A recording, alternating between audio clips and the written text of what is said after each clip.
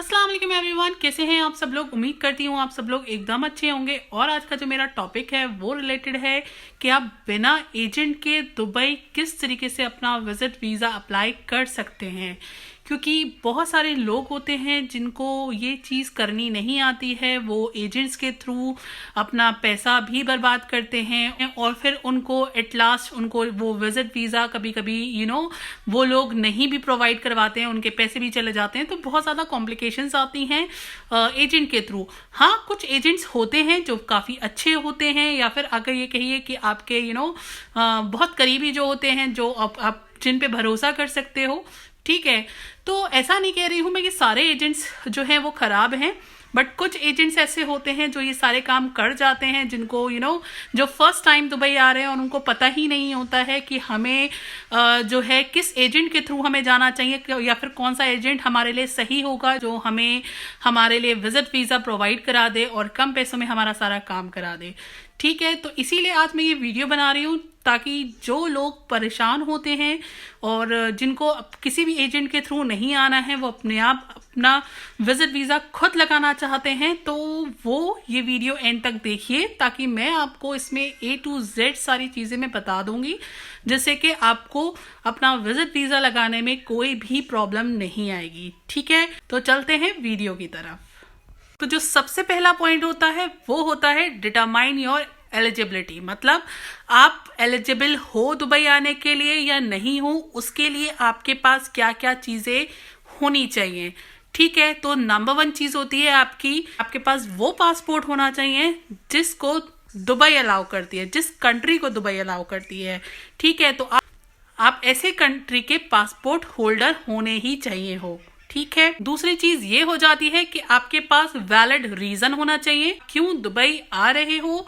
अपनी फैमिली से मिलने आ रहे हो, या अपने फ्रेंड से मिलने आ रहे हो, या फिर आप जॉब के लिए आ रहे हो, तो वो आपको वहाँ पे सारी चीज़ें मेंशन करनी होती हैं, क्योंकि ये चीज़ें बहुत ज़रूरी हैं। क्योंकि बहुत सारे लोग होते हैं जो ऐसे ही कुछ भी डाल देते हैं, जिसकी वजह से उनका जो विजिट वीज़ा होता है वो कैंसिल हो जाता है। 2 चीज़ें अपनी एलिजिबिलिटी में ज़रूर काउंट करनी है और देखना है। आपका जो ये फर्स्ट स्टेप है आप यहाँ पे क्लियर कर लोगे। ठीक है, अब बात करते हैं सेकंड स्टेप की।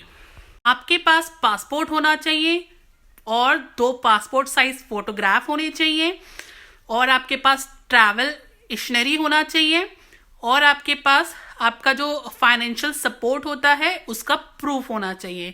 तो ये 4 चीज़ें आपके पास होनी ही चाहिए।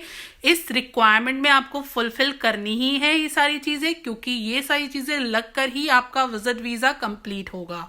ठीक है, अब हम चलते हैं थर्ड स्टेप की तरफ। अब बात कर लेते हैं आपके थर्ड स्टेप की। यहाँ पे आपको ऑनलाइन अप्लाई करना है, और आपको ऑनलाइन एप्लीकेशन में जो है अपना जो वीज़ा है ऑनलाइन वो सबमिट करना है आपको। और वो किसके थ्रू करोगे आप?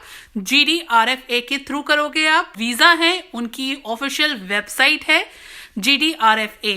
ठीक है, यहाँ पे आपको अपना जो वीज़ा है वो सबमिट करना पड़ेगा, और ये जो वेबसाइट है GDRFA, यहाँ आपको सारी इंफॉर्मेशन मिल जाएगी अपने वीज़ा से रिलेटेड, सारी अपडेट मिल जाएगी, कितनी फीस जाना है वो सारी चीज़ें वो बता देंगे, रिक्वायरमेंट डॉक्यूमेंट्स वगैरह एवरीथिंग ये लोग आपको वहाँ पे प्रोवाइड कराएंगे। आपको वहाँ से ही सारी उनको फीस सबमिशन ये सारी चीज़ें वहाँ पे आपको कर देनी है। ठीक है, जैसे जैसे वो लोग जैसे जैसे वो लोग आपको वहाँ पे पॉइंट्स देते जाएंगे, उसी के अकॉर्डिंग आपको वहाँ पे फिलिंग करनी है सारी चीज़ों की। ठीक है, तो ये जो GDRFA है ये अपनी एक वेबसाइट देता है जहाँ पे आप अपना वीज़ा अप्लाई कर सकते। अब बात आती है फोर्थ स्टेप की। तो इसमें आपको क्या करना है? इसमें आपको अपना जो आपने वीज़ा लगाया है उसका आपको फीस देनी होती है। ठीक है, तो वो आप किसी के भी थ्रू दे सकते हैं, आप क्रेडिट कार्ड के थ्रू दे सकते हैं, या जो भी ऑनलाइन पेमेंट एप्लीकेशंस होती हैं आप उनके थ्रू वहाँ पर अपना जो फीस होती है वो उन तक पहुँचा सकते हैं। ठीक है, तो इस तरीके से आप अपनी जो फीस होती है वीज़ा की वो पे कर सकते हैं। ठीक है, अब बात कर लेते हैं फिफ्थ स्टेप की। तो इसमें आपको जो है वेट करना होगा अप्रूवल का, कि कितने दिन में ये अप्रूव हो जाएगा। वैसे तो 3 to 5 डेज में आपका जो वीज़ा होता है वो अप्रूव हो जाता है। ठीक है, फिर भी जो भी आपको अपना स्टेटस जो देखना होगा कि कहाँ तक आपकी सारी चीज़ें कहाँ तक आपका जो प्रोसेस है वो कंप्लीट हो चुका है। तो ये सारी चीज़ें आप उसी के थ्रू GDRFA के थ्रू आप जो है वहाँ पे देख सकते हैं और उससे आप अपनी सारी अपडेट्स ले सकते हैं कि आपका वीज़ा कहाँ तक पहुँचा है, कहाँ तक नहीं पहुँचा। वैसे तो ये है कि आपका 3 to 5 डेज के अंदर आपका वीज़ा जो होता है वो लग जाता है। अब बात कर लेते हैं 6th स्टेप की।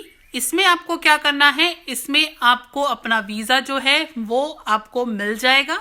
ठीक है, वो कैसे मिलेगा ये आपके ऊपर डिपेंड करता है, आप किस तरीके से उसे रिसीव करते हो। आपको 2 ऑप्शन दिए जाते हैं, या तो आप कोरियर पार्टनर के थ्रू वो वीज़ा जो है आप अपने पास मंगा सकते हो, या फिर आप जो हो उसे ईमेल के थ्रू अपने पास मंगा सकते हो। तो ये प्रेफरेंस आपकी है, आप किसको देते हो, या तो आप कोरियर या फिर आप ईमेल। तो totally it's up to you कि आप कैसे लेते हो वो वीज़ा। तो लास्टली आपको ये ऑप्शन मिलेगा और आपको आपका वीज़ा आपके हाथ में मिल जाएगा बिना किसी एजेंट के। तो आई होप आपको ये चीज़ें समझ में आ गई होंगी, और अगर आ गई हैं तो प्लीज़ मेरे चैनल को सब्सक्राइब करिए और वीडियो को लाइक करिए। जब तक के लिए अल्लाह हाफिज़, फिर मिलती हूँ, दुआ में याद रखना।